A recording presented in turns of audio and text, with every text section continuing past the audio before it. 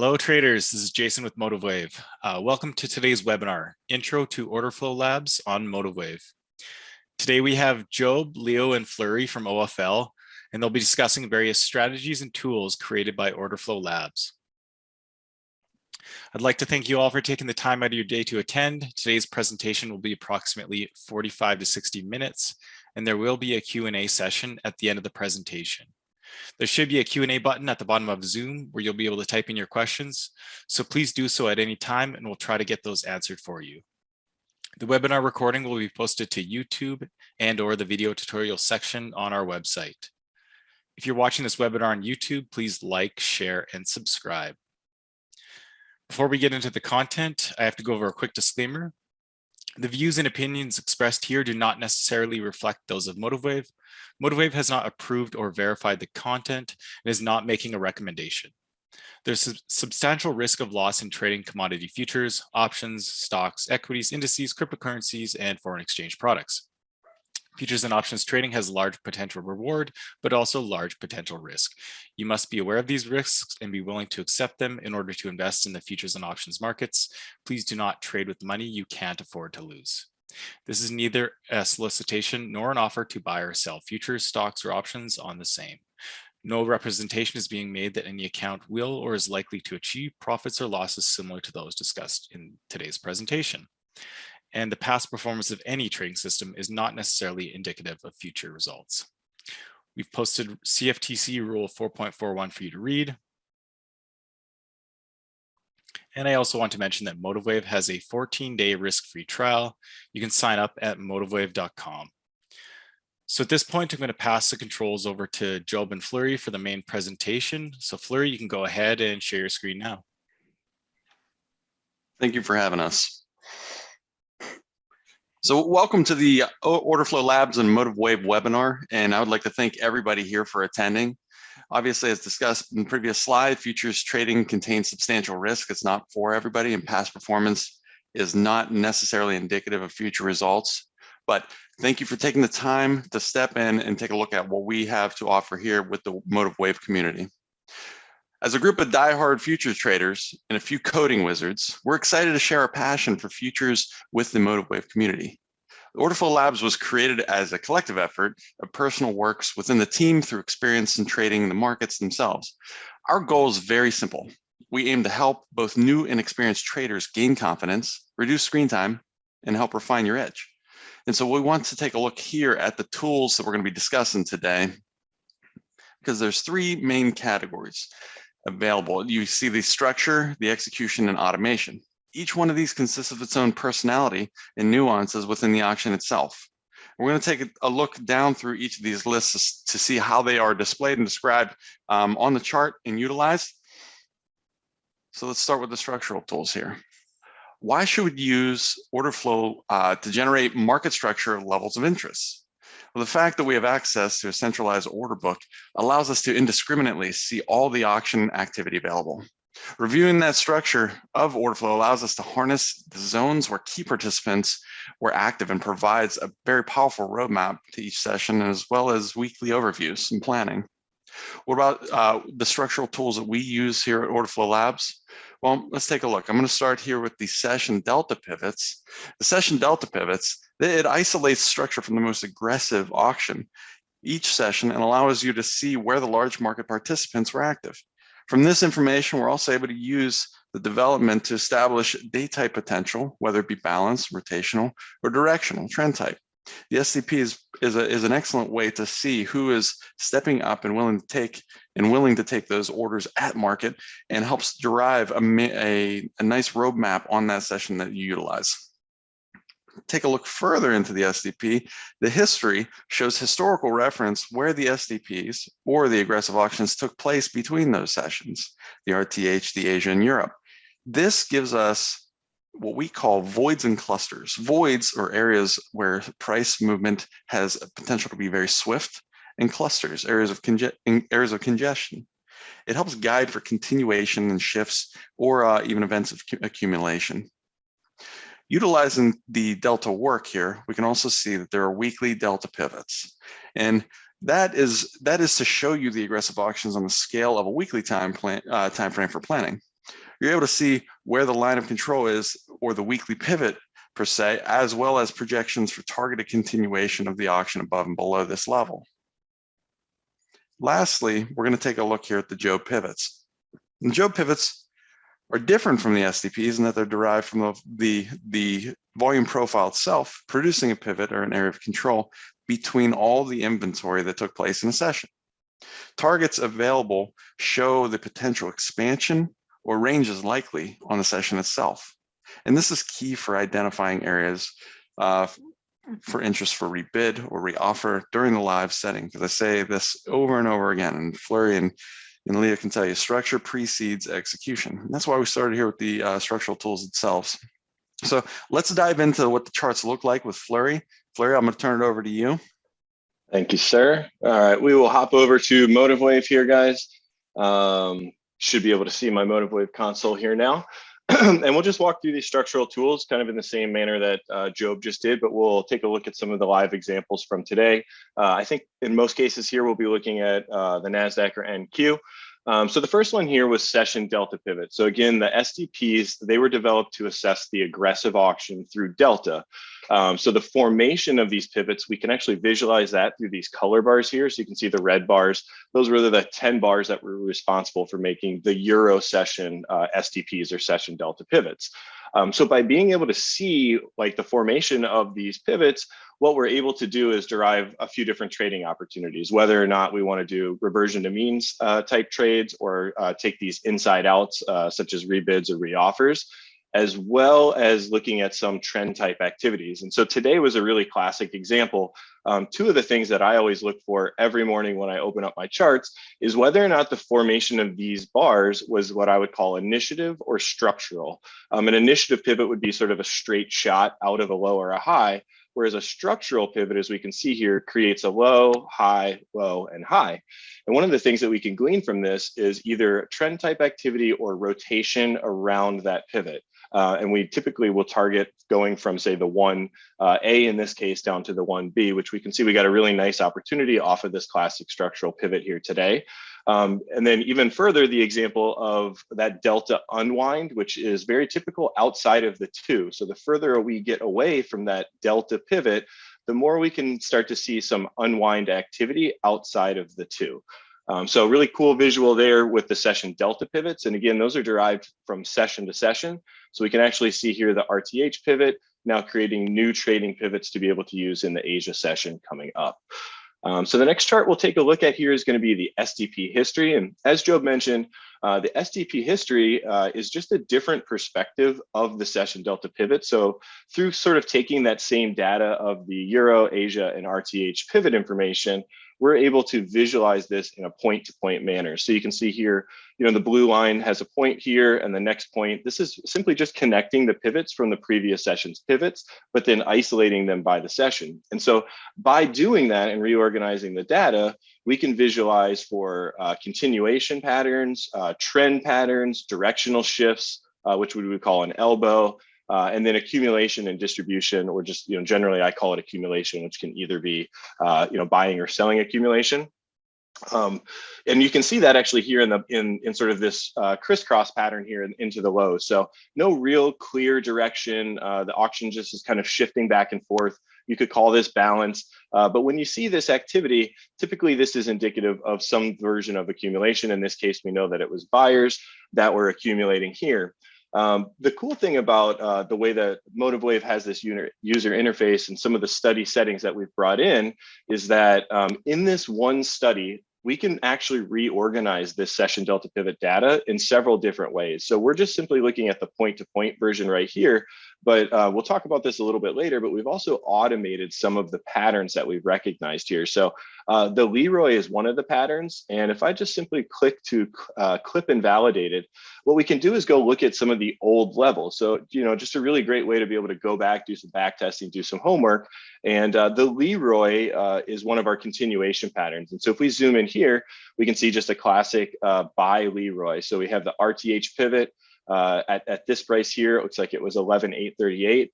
The Asia session puts in a pivot sequentially higher, and then finally followed by the Euro pivot, the red line, creating the top of this Leroy pattern. And when we see that continuation, one of the trade ideas that we can take is a breakout trade outside of this Leroy box, which I think this was the 26th. Just a beautiful opportunity to trade sort of outside of that box.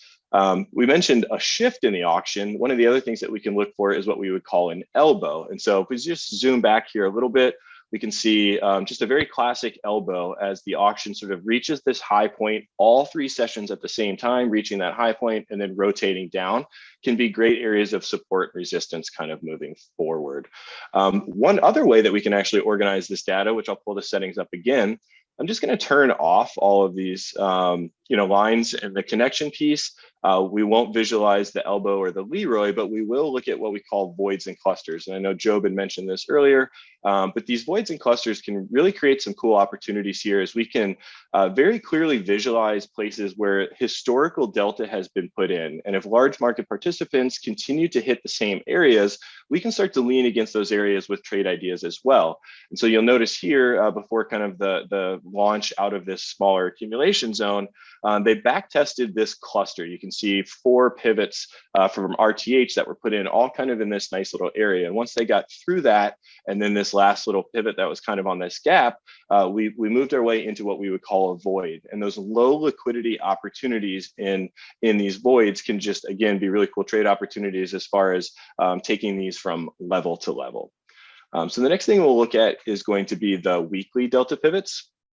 And so the weekly delta pivots provide a high time frame view by displaying the point of control, the value, and the extensions that are all derived from the previous week's SDPs. In this case, for the weekly delta pivots, we're looking at just the RTH SDPs. But not only can these create really great trading ranges for the week, typically being sort of encapsulated by the 3s here or the outside extensions, but if we actually shift this again, we'll jump to the study settings. We've created some custom draw styles here. What I'll do is actually take it from session to session and we'll look at the last 2. And we can very easily see now this expansion and contraction. So here's the previous week's ranges. We can see much smaller than the current week's ranges. And by looking at this expansion and contraction, we can develop a few weekly trade setups and definitely also help with some directional trade biases. So last week was a trend up and an expanding range. One of the things that we look for is in this expansion for an opportunity to fade the weekly zones from, again, that 1 back down into the pivot and potentially even all the way down to the 1. So just a really cool example here again of this expansion and contraction as this trade has set up partially and looking for typically the pivot as a target 1 and then the full resolution of this trade idea being down at the weekly 1B down there. So the next thing that we'll look at was going to be the last structural tool that Job mentioned, and that's going to be promptly named the Job pivots. So the Job pivots are derived from the volume profile, as Job mentioned, and they show who is currently in control of the auction. And so they do that by creating a pivot high and a pivot low and looking for that equilibrium point between that pivot high and that pivot low, which is represented by the pivot. You can see it on my charts here as the Job pivot. So the volume build above or below that Job pivot shows us interest. And that interest can give us clues for the direction of trade and likely targets for the auction. Again, another really just cool example today in classic Job pivot as we have expanding Job pivots. And we can see here from the pivot high and the pivot low that was derived from this previous session that the equilibrium point of this volume that was put in and the inventory that was created in that gets first distributed up to the 1.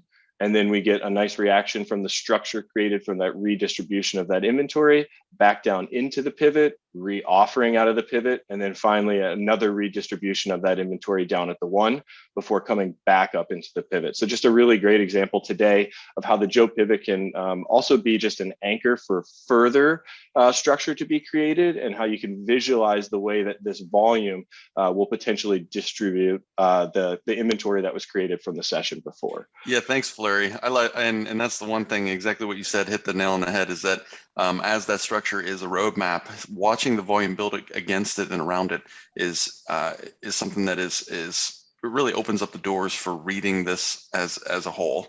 And so like today's activity, once it got below that equilibrium of market participant there, it began to protect and hold that and build volume below. So thank you for going through that. Absolutely. I think we'll kick it back to Leo. He's going to tell us a little bit about the OrderFlow Labs executional tools. All right, so the execution is the biggest challenge that most of us as traders struggle with. And just because they make little triangles and dots and things, they're the sexy tools that we have. But I do want to reiterate the fact that the reason that we start with structure first is because we want to lean on that before we start to look at executing a trade. So how can order flow help you with execution? Well, one, you can improve your entries potentially because you're actually observing buying and selling in the market. So that's going to help you understand how the market's progressing, how the auction's progressing, you know, who's really aggressive in the market, who's passive, who's attempting control, et cetera, et cetera. With this data and patterns that you'll recognize between buying and selling, you can get better entry locations. Knowing when not to trade is just as important when to trade. So awareness of that order flow, awareness of buying and selling and not relying on a moving average or stochastics or something like that, you'll have your levels. Maybe they're structure levels from OFL or maybe they're your own, but what happens at those levels is the most important thing. And so with observing order flow, you can see those buyers or sellers show up when the price comes to your levels to make sure that you're ready to engage or that you want to engage because you're seeing that activity you're looking for. And then finally, you'll develop a better understanding of the auction, which gives you confidence.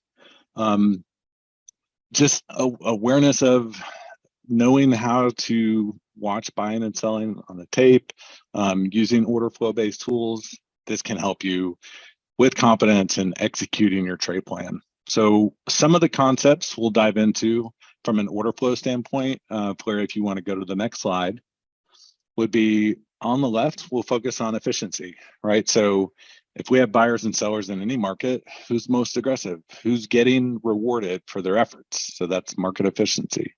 Absorption would be simple, simply that. If there's tons of buying on the tape and price isn't going anywhere, well, somebody's absorbing that on the other side. So that's something that you want to be able to identify. So we have a scenario to help you with that. And then aggression. So aggressive buyers and sellers is something that you can see through the speed of the tape, how fast orders are coming through, and how much follow through you're seeing from those participants. We can also identify trend changes or potential pauses in price action or price itself by kind of looking at different executional components within the order flow. And then speed of orders, which I already mentioned, will help you really understand and see some of this activity on your own without having to rely on other indicators like a moving average or stochastics or RSI. So that is essentially the reason that we think order flow from an analysis standpoint can help you with execution. And then finally, the ask minus bid volume, I know we talk about that a lot as delta, and essentially delta can show you who's aggressive right now, where the big potential fights are, which we would call zero delta, where those really large absorption spots are, which we would call liquidity zone. So we'll walk through some of that right now with Flurry over to the charts. All right, thank you, Leo. We'll just bring MotiveWave back up here, guys. All right, so we've jumped over to what I'm going to call an execution chart. So again, NQ here, this is a 512 tick chart. And the idea of this being an execution chart, one of the cool things about not only MotiveWave and the way that they let us layer in some of the studies and sort of the OrderFlow Lab studies and the settings, is that we can be on this one chart on what I would call a local time frame or price action that I'm really comfortable with. And we can bring in all of these execution tools as well as some of the structural tools, and through different draw styles and just different layouts, keep the charts nice and clean, but also bring in multiple time frames, order flow information in order to help us make great decisions or better decisions given the price action that we're looking at. So we'll just kind of run through the list again in the same order that Leo walked us through. So the first one is going to be the market efficiency. So that's going to be our oscillator style tool here at the bottom. I can actually expand it a little bit so you can kind of see what I'm talking about. But the market efficiency, again, is an oscillator style tool that will help us visualize the efficiency of the bid and the offer to move price and create new swing highs and lows. And so we define that efficiency through, I like to kind of call it like punches thrown versus punches landed. Like, how effective are the buyers being at lifting the offer and then moving price? And that's represented through the green and the red lines here. So here on this example, this is what we would call a market efficiency cross.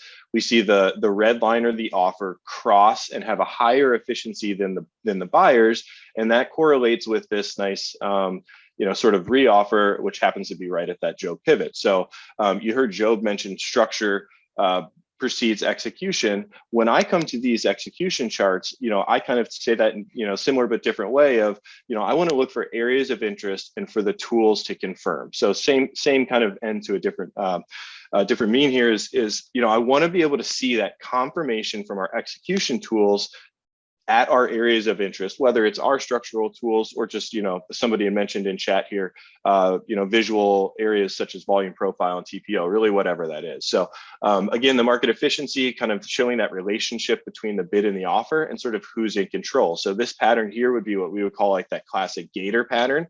The sellers take control and they hold that control all the way throughout the move. And once buyers kind of creep back up, this might be a spot where you would look to either lighten some risk or potentially go flat on a nice trade from the pivot down into this lower area. So the next one we'll look at, I'll just kind of zoom back out a little bit, is going to be the EAD. So the EAD is going to be visualized here on the chart with these triangles. You see here is a buy EAD and here is a sell EAD. So the EAD, or exhaustion and absorption detector, is assessing the footprint data to show impulsive volume into highs or lows and large two-way trade activity. So, it's kind of in the name, but we're looking for an exhaustive push and one that's significant from a volume perspective. We're looking for that push to be met by the other party, either passively or aggressively holding that exhaustive push up or down. And then so that's the absorption, and then the initiative push away. So, really that three-part sequence is what will give us this print on the chart. And again, if you're looking for, in this case, a nice rebid opportunity from this first impulsive move, when price retraces back in, although we see strong selling coming into this area, we see buyers stepping up, holding that volume, and then initiating it in the other direction. Here is just kind of a quick push down, right? So here the sellers are pushing from this balance, and on that just small pullback, you see they're immediately met by more selling, and this small push from the buyers and a large volume spike is absorbed and then exhausted and pushed down lower. So the EAD there in the triangles. The next one that we'll take a look at is the Job pinch. And so the Job pinch is going to be two different shapes or colors on this chart, and we're bringing in multiple time frames. We talked about that earlier. So you're going to look for the white dots here being what I would call a low time frame pinch, and then the vertical strips here in the blue being the high time frame pinch. So what is the Job pinch? As Leo kind of mentioned, the Job pinch is monitoring for shifts in momentum or a deceleration of a move into a higher acceleration of that move or the full shift of that momentum. And so we can more easily identify new highs or lows by looking at this. And then by using the Job pinch on multiple time frames, which again, we kind of talked about here with this low time frame pinch, actually dropped directly on this 512 tick chart. And then this higher time frame pinch coming from a 3072 tick chart. So, about an intermediate time frame above this 512 tick. And so when we pair these two together, what we can see is this time frame alignment. So not only are we getting the local price action, we're seeing that acceleration into a low, deceleration, and then the trend shifting. We're also seeing confirmation of the high time frame being in alignment with that move, which can give us more confidence to stick with our trades or potentially follow through with more position. Yeah, and also like a day like today, keep you on your toes for continuation of current position, or that hesitation and means to kind of reset or settle. Yeah, absolutely. So the next one is going to be the Dominator. This is definitely a fan favorite. The Dominator is going to be visualized here with the arrows, blue and red. So we'll just kind of like zoom into an area where we've got a few of the signals here. So the Dominator is analyzing the activity on the tape, or the time and sales, kind of the same thing there, for speed and quantity of orders that have been executed. So this can help us more quickly recognize the bid and the offer aggression, and can certainly help us visualize these like stop run type activities. So again, you're seeing some Dominators firing into the lows. And as I mentioned before, area of interest tools confirm. And so if we actually just quickly hop back to our voids and clusters chart, what we'll notice here is we had a cluster of previous RTH delta that was right in here at this 468. So if we pop back to this chart, this 468, 458, 460 area, we're starting to see aggressive buying from the Dominator. We're seeing aggressive buying on the tape or the time and sales, and that area of interest tools confirm as we're seeing high time frame momentum shift. And then finally, we get the nice move out of that area, which ended up being kind of the low of the day. So, I like to kind of combine this tool, again, always with an area of interest or structure. So that was the Dominator there. And then the next one we're going to look at is the better delta. So that's what's coloring the bars here. And so the better delta brings in, again, that high time frame order flow into the local price action. So in this case, this delta is coming from a 7,500 volume candle, which is also the same volume candle that we're using to look at the SDPs. And I know we have a question about how the SDPs were derived, which we can jump into later. But again, we're looking at rotations and volume to move those rotations. And then we're bringing that information not only from the SDPs, but into the price action here. So this is the visual by colors of the delta percentage from that higher time frame, or that 7,500 volume. And so we can confirm strengths of moves. We can actually visualize divergence. So you might see, say, selling up into a high and giving you that kind of like early sign of bearish divergence or bullish divergence. And then one of my favorites is the yellow candles, which is zero delta, as we call it, or areas of almost neutral delta. And so if essentially these zero deltas are our areas where we had a battle or a fight between buyers or sellers, what I like to do is look to see like, okay, who won that fight? So here we have a zero delta zone, they're kind of balancing, and then sellers win this fight. Well, upon return to that ring that is the zero delta zone, even if we were to just kind of like put a zone around that here, upon return to this area, what we would look for is the same team to kind of win in that battleground that they were in previously. So upon return, not only do we see another battle, but we also see sellers kind of pushing out of that area again for a reoffer. So that's zero delta and the better delta, which is bringing in that delta information from the higher time frame. Leo mentioned that we have another delta tool, and what I'll do is actually, it also is set to color the bars. So I'll delete the better delta. You can certainly use this next tool, which is going to be the DDD in a different fashion, but I'll color the bars for the better visual. Kind of a really cool quick look here on how easy it is to add these studies. MotiveWave does a great job of making this very intuitive. Just right click in, you can see our OrderFlow Labs studies here, and then we're going to add the DDD, or the delta dominance detector. And I'll actually just apply it right to that same price action, or 512 tick, and we'll just hit create. And as it brings that information in, now instead of looking at a higher time frame delta, we're looking at more of that local delta. So if the better delta was sort of the high time frame view, the DDD is that local view of how the delta looks. I love to use this tool for scalping. It just gives you that very clean look of that delta in, delta out, that can really just give you a more solid entry and confirmation of the move. And so, as we look at some of these areas here, exhaustive push into the lows, it's being met. And then this is what you want to see if you, if you were buying, say, out of this area. We talked about this being that SDP history cluster, the Dominators firing. I want to see those aggressive buyers following through on that move. And so this again is another visual of delta through the delta dominance detector. I think that covers it for the execution tools. I'm going to throw it back to Leo, and he's going to talk about some of our automation studies. Well, you guys are going to automate my trades? Of course. No, so when we talk about automation, what we're doing is we're automating either a common trade setup that you may already know about, or one that we found utilizing our tools, or automating drawing MGI. So MGI would be market generated information. So that would be, yesterday's high low, overnight high low, the VWAP, your 24-hour VWAP, your RTH VWAP, your value areas, things like that. Flare will walk you through that. But that is a purpose-driven study to take away the time that you have to spend marking these levels, going through tons of different studies. I think there's 25 different drawings that you can use in MGI, and by no means should you use all 25, but you have a collection to choose from based on what you're looking for. So Flurry will dive into that.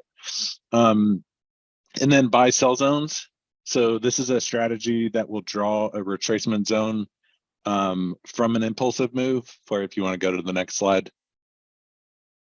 The buy sell zones are just simply a retracement from an impulsive move that meets certain conditions. So basically, we're looking for an impulsive move that meets the current harmonic rotations of the market, and then we'll utilize retracement percentages to give a zone, right? So maybe you look for a 60% to 70% retracement from a swing high to low, and you're looking for that as a joining that trend opportunity. That is what buy sell zones do. And then what's built into that is a bunch of logic within the zones, so that if a price touches a buy sell zone, then it can change color from blue. If it's a buy zone, then it could just change to gray once it's been touched, so that that, hey, this level or this area has already been traded once. And then once the zone is traded through, then it's obviously clipped and removed off of your chart. So you don't have to do that anymore. This is something that is critical to my personal trading, the buy sell zones. And I used to draw these manually day to day, intraday. And this is a huge benefit just to have that automatically done. Especially in the higher volatility when you're getting ranges extensions so quick. Oh, for sure. And they're just popping right on. Because honestly, you just want to focus on trading, not drawing levels and whatnot. Right. And then the last two are liquidity zones. So another strategy that I've been pretty open with on Twitter. I have a pretty long Twitter thread about this, but essentially it's just looking for a large amount of delta that's totally absorbed by one side. So if you have a ton of selling coming into the lows and price doesn't, those sellers don't get rewarded, and price moves away from that area, then we're going to draw a zone where that absorption spot occurred, and then we'll look for a trade to happen upon a return of that zone retest, as those sellers would look to get out of that trade for break even, and then the original buyers that were already there would want to defend that area. So then we get kind of that effect where sellers turn into buyers, obviously, and then those buyers that were there to begin with and have enjoyed a nice rotation out of that area, well, I'm sure they're likely to participate again and protect their existing positioning if they're still there. So this is a really nice trade opportunity that we use day to day. That's totally automated. And then the last is the STP Leroy and elbow automation that Flurry walked through already.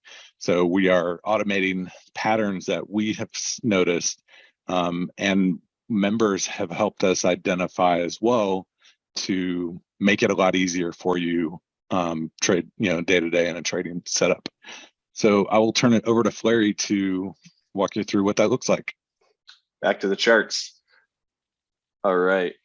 So this chart here is, it's really just a chart that we set up just to kind of showcase the market generated information. And so you can see, obviously, just a ton of information on this chart, not saying that this is all of the stuff that you should or shouldn't have, but just, again, just a way to visualize some of the levels that we are able to automate and bring in just an easier fashion. So again, just a reminder that MGI is kind of a one-stop solution for those classic areas of interest, as well as a way to simplify and keep your charts clean and organized. And so we can actually look at that too, because we just moved from basically cash session into this last hour, the CME shutdown, and then ultimately what will be Globex. And if I open the MGI studies, you can see we have this remove old subgraphs. If I check that box, every time a session ends, it will just kind of clear those old MGI levels that are no longer pertinent for the next session out. And it will allow you to keep some of the ones that are, such as like, if we were into, say, RTH from Globex, POC, previous day, high, low, things like that. So you can kind of see how we just quickly got rid of the old settings there and the old lines on the chart, and are just kind of moving forward the ones that we wanted to. In addition to that, we talked about those custom draw styles that we've created.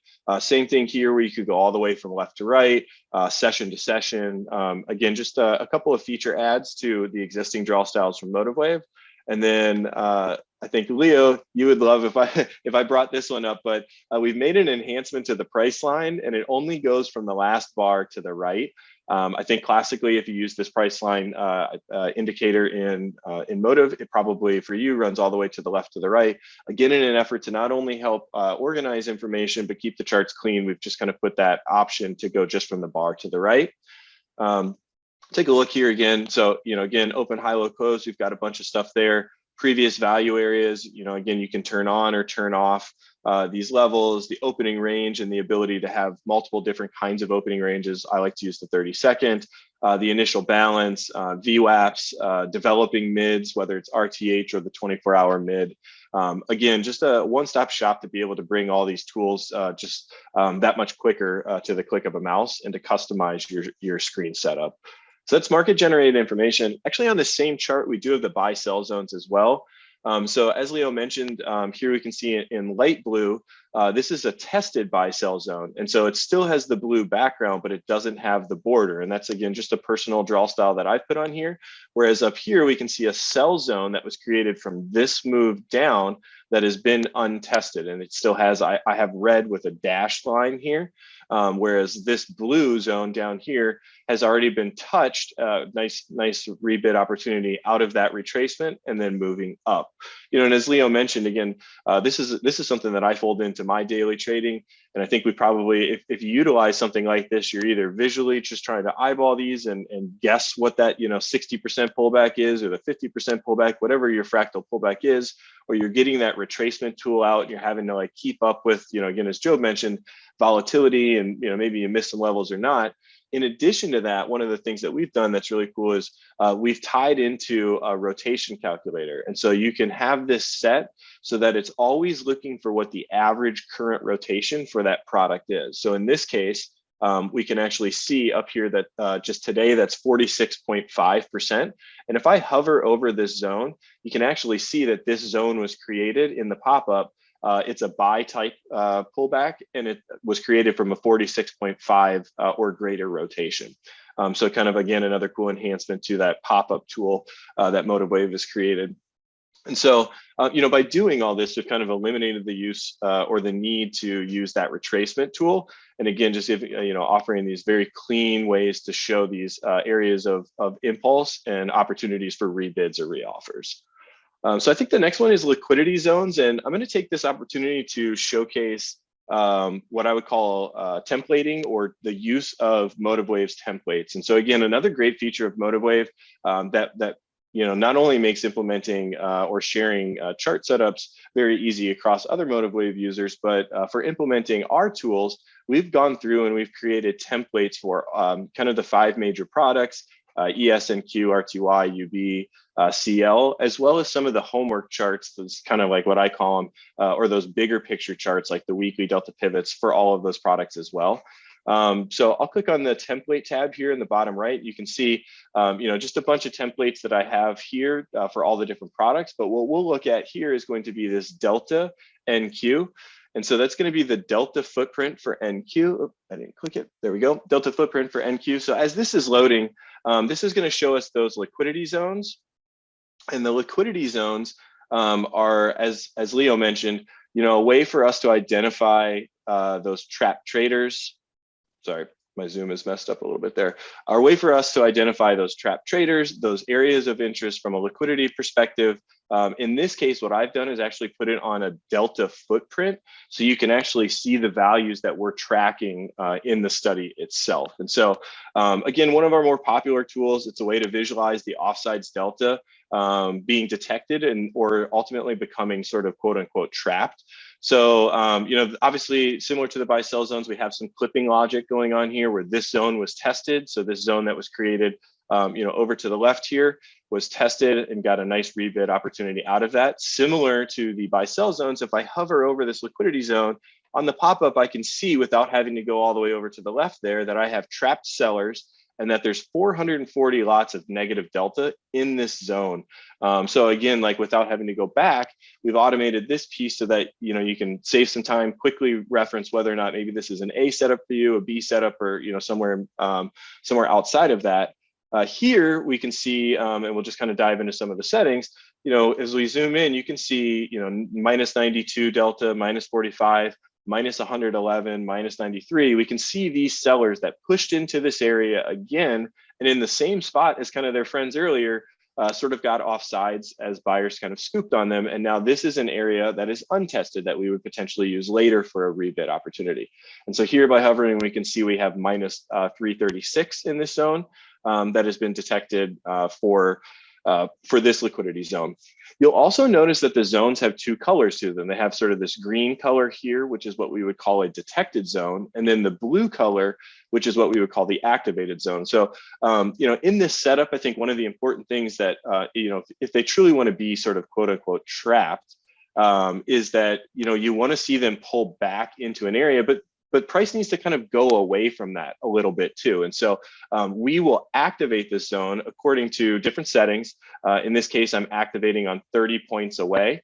And just again, some of the other settings that we have dialed in for why we would detect these zones. Again, users can kind of decide those for themselves. We provide some great settings in our Discord, along with educational content for all of the things we've talked about. But anyways, back to the liquidity zones, we can kind of see the activated zone where we've had enough heat or enough distance away from the zone for that rebid opportunity. But also we can kind of trade it in flow. And Leo mentioned this of like, if you see this and this green zone is forming, you can kind of pick two teams here, right? You can either join the sellers trying to push this low for an inflow opportunity to sort of short through or break down trade, or you could join the buyers, since we know that there's buyers holding up this negative delta, and try to kind of join the team that's trapping for like the inflow trade out of this area. So, again, part of all the settings, users can kind of turn those on, turn those off, and adjust the settings, the colors, and all of that. But yeah, that's the liquidity zones there. And again, just a really cool way, as you saw, we jumped from that one chart to this chart through just simply utilizing the templates from MotiveWave very easily, changing chart types, and also bringing in the preferred settings from an OrderFlow Labs perspective for all of these custom tools. So that's kind of the walkthrough of the automation piece. I will kick it back to Leo for a wrap up and potentially some Q&A. Awesome, thanks, Larry. So as you guys can see, our main goal is to help identify structure, execution opportunities, and then finally automation. Really just trying to help, with that confidence factor, taking the time that you're staring at the screen, drawing levels, et cetera, et cetera. And so hopefully you guys have seen that today. I think for the Q&A aspect, we'll let Jason kind of kick us off, and then maybe we can just go from there. Yeah, sounds good. Thanks, guys. So we have a question from Chris. This was very early in the beginning of the presentation. He says, from the previous study example, how did the system decide to use those specific bars to establish the pivot for the day? Yeah, those were the bars that set up the SDP. Fleur, you want to talk on that? Yeah, so the session delta pivots are, as they kind of sound, they're going from session to session.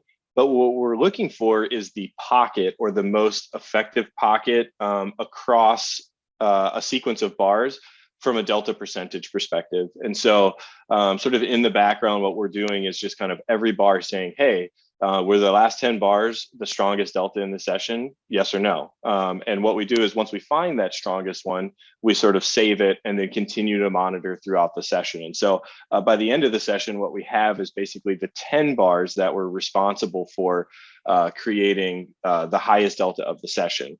And I think the bigger picture there is that the delta is tied to the rotation. And so in NQ, we look at a 7,500 volume because typically it's going to take about 7,500 volume in order to move the product one rotation. And so when we are looking at that, we actually divide that by 10 to look at that. But that's how we're coming up with which delta was the most important from the session. It's basically tied back to rotations, the volume that it takes to move a rotation, and then just trying to pick the best 10 bars or the best sequence throughout the previous session in order to trade with or against those levels in the following session. Perfect. We have another one from Derek. He says, will the order flow be towards only futures? So I guess is this mainly geared towards futures? I'll take that. So currently the answer is yes. However, that potentially could change. I think the huge advantage that futures markets have is that the fact that there is a centralized order book, and you don't have to worry about gathering data from different different order books coming through. So currently the answer is yes, but that I don't know if that'll ever stop us from attempting to dive into stocks. Bitcoin, we have some traders trading Bitcoin and other coins and whatnot successfully. So for those markets, I would just say send us a note at support@OrderFlow Labs, and we'll dive into you with that one-on-one. Okay, perfect. Alice is asking, is this plugin available for purchase, one-time off payment? So OrderFlow Labs is a subscription product. We originally actually started with only about 6 studies and have grown to about 25. And we spend a significant amount of time within the community. So when you join, you get access to hours and hours and hours of educational content, study guide setups. There's actually a voice channel for members to chat and discuss, help with setup and whatnot. And then we do webinars throughout the week. So there's a ton of effort on our part to make sure that you guys are successful with our tools and understanding them, having them on your chart correctly. And then finally, we continue to innovate and bring new things to market. So that is a little bit about the options that are available through our program. Right on. And we have another one from Daniel asking, I've been using market profiles, TPO plus volume profile together for a while. I use volume imprint to determine where my entries and exits should be in periods of excess or in between HVNs. One thing I'm trying to understand is, what does the difference between a TPO and volume profiles value area and POCs tell me? So what you're going to have here is you have 2 things looking at the auction itself. The auction consists of time, price, and volume. A volume profile is going to be assessing the volume as it builds upon a session, and the TPO is going to be building based upon the amount of time that it spends there. And so that's why if you take time as a profile and map a 70% value area on the time distribution, it may not completely overlap perfectly or at all sometimes with the volume distribution. And so you could be spending a lot of time in a particular area and not delivering any volume. And then as you move out of value, a lot of volume comes into the market, and that shifts, whether it be the point of control on the volume instead of the TPO itself. You asked what's the difference between the POC between TPO and volume. The point of control for the TPO is going to be where the auction spent the most time, and the point of control for the volume profile will be where it spent the most volume. Perfect.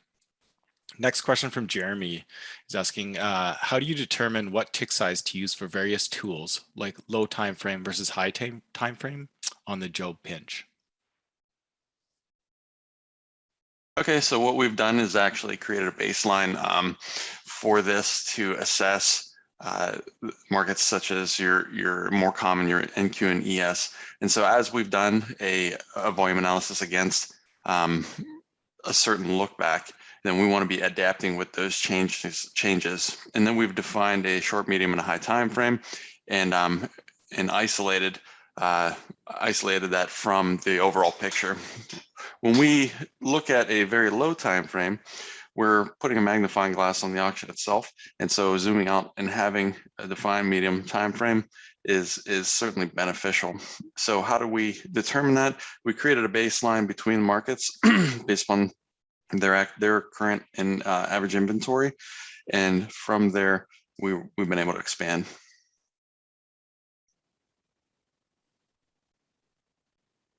Perfect. Looks good. Next question. Is it possible to combine different execution indicators to obtain an entry signal? And does the exhaustion and absorption indicator have an offset? Meaning, will the arrow signal show up after 1 or 2 bars? So what's cool about this is combining and having confluence between activity that's pointing in a particular direction creates more confidence and probability. And so that's why I always say structure precedes execution. You come down auction down into a pivot, and you start to get a combination of buy dominators and EAD buy signals. Then that's telling me who's at play there. And so having the confluence between multiple signals is certainly beneficial, and I like to see that as well. The EAD, the exhaustion and absorption detector, is not offset. It occurs live within the candle build, and so it's immediate. Okay. Norman's asking, I don't see these instruments on the study list. Dominator, Job, market efficiency. So OrderFlow Labs is a third-party provider. So this is not included in MotiveWave itself, but it's available on MotiveWave. Please define delta. Delta is just a simple measurement of ask volume minus bid volume.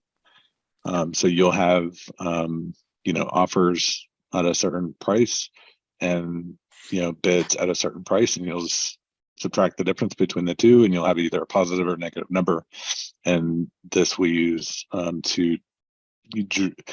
we use a lot of delta information to give us clues about what market participants are doing and where they're really stepping up and potentially where they're being passive. Yeah, and also utilizing specific sizes of that picture, and so you can tighten this up to a very quick time frame, and that can mean one thing. Whereas if you zoom out to create like the SDPs, we can look at a full session and glean that information. Okay. Lewis asks, what data provider provides the best prints for your software, Rhythmic, CQG, et cetera, or does it not really matter? I don't know. Are you guys using MBO from Rhythmic right now? We're not using MBO. We're definitely able to work with Rhythmic and CQG. I've tested both scenarios, and they work great on either one. Okay, perfect. Kirby says, great to have OFL on MotiveWave. Was just going to ask if you had templates for new users. Yes, I can Claire, take you want this to one. take it? Yeah, sure. So if you look at the screen here, I think you should be able to see at least a good chunk of these pop-ups. So the answer is yes. Not only have we created templates of just some standard charts that we think might help some folks, such as like a bid-ask footprint, or just a TPO chart. We've also layered some of our tools into those standard charts and then created all the charts that you were looking at today, whether it's some of the higher time frame charts, so in the weekly delta pivots, the Joe pivots, the STP history, but also specific chart layouts for all of our tools across ES, NQ, RTY, CL, and UB. And that's just kind of to start. We have basically study settings in our Discord for basically most of the futures products that anybody's interested in trading. I mean, we just built out a book the other day for like Euro futures, Euro dollar futures, and things like that. Leo mentioned Bitcoin as well. So Yes, templates, and it's just such a cool, quick, easy way to bring this information in. I think from scratch, if you were to have, say, like 5 or 6 blank charts that you were going to overlay the templates on, you could probably have full MotiveWave up and running with our OrderFlow Labs setup in less than 5 minutes. Okay. Next question from Anonymous. Please define rotation. So we do rotations from a harmonic perspective, which basically is defined by a pattern. You also get the opportunity to sort of self-define that pattern, but out of the box and across the gates, what we use is a 2-3. So it requires 2 candles to go up and then make a high and 3 candles to come down. Once that pattern has resolved, that basically creates a high. And we will wait until the pattern resolves on the other side, so 2 candles down and then 3 candles up to create a low. Once we have a high and a low, that counts as a rotation. And then obviously we're listing those rotations throughout however many days you're looking at, whether it's 5 days to load on your chart or 20, and that's going to create your average. We typically look back always at 5 days of information to get that harmonic rotation. Okay. Now you guys partly answered this, but does OFL work on all futures markets? You said that you had tested it on a bunch of markets. This user's wondering about grains. I personally use this on even silver and corn. Yep. Novice question, what is the 7,500 number that you keep referring to? So you can see here on this chart, it's actually a 7,500 volume delta footprint. And again, in NQ specifically, 7,500 volume is about how much volume it takes to move the price 1 rotation. So we just talked about harmonic rotations. Well, typically 1,7,500 volume candle is going to move price about that harmonic rotation. So if you're looking at the screens here, you know, from this low was 452 to the high, which is 494. Which is about 40 points, 40-ish points. And I think earlier when we were looking at the rotations, it was like 45 points. So again, over a large data set, the 7,500 volume candle represents about how much volume it takes to move 1 rotation. And so we tie a lot of our work back to that information, tying together delta, volume, rotations, and then just analyzing that data. Okay.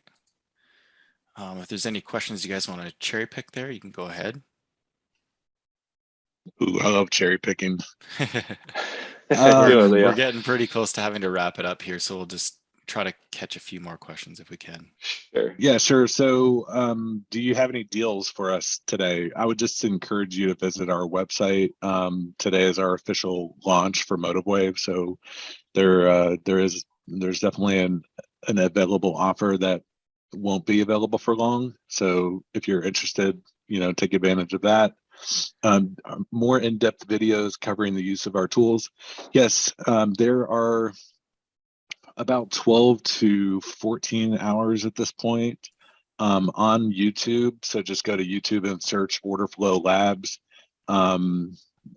Some of the videos are using other tools, other platforms, but we have several hours of content already for MotiveWave, and we'll be continuing to provide that in the future.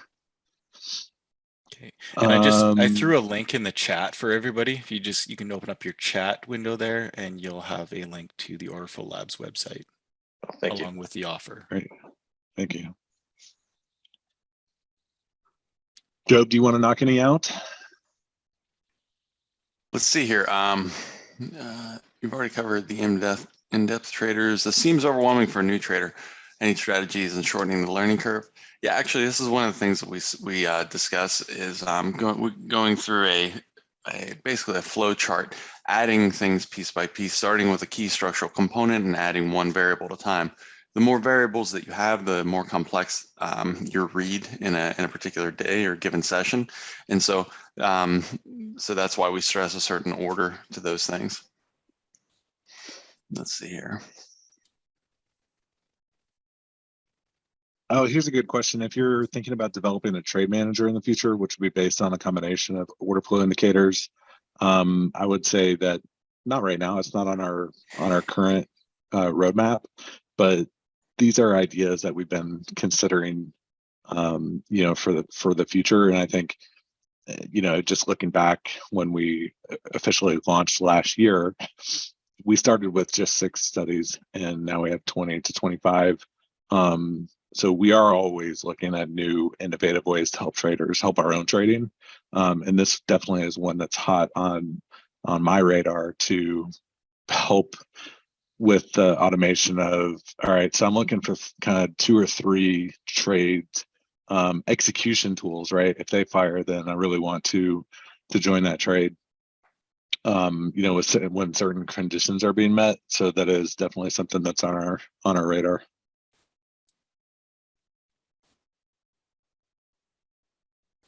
Excellent. Hey, we really want to thank you guys for having us on today, MotiveWave, and for everybody here too who was attending in our overview of tools available. But like we said in the chat there, if you have any further information, or if you need any more information, please refer directly to that link. You can reach out via email and ask questions as you may. So we wish you success in your trading journey and look forward to working with the MotiveWave community. Perfect, thanks. I just want to thank Job, Leo, and Fleury for the presentation today. Great job, guys. And I want to thank everybody for attending. And if there's anything else, just have a great evening. Have a great evening. Yeah, thanks everybody. Thank you. Take care. Have a good evening. See ya.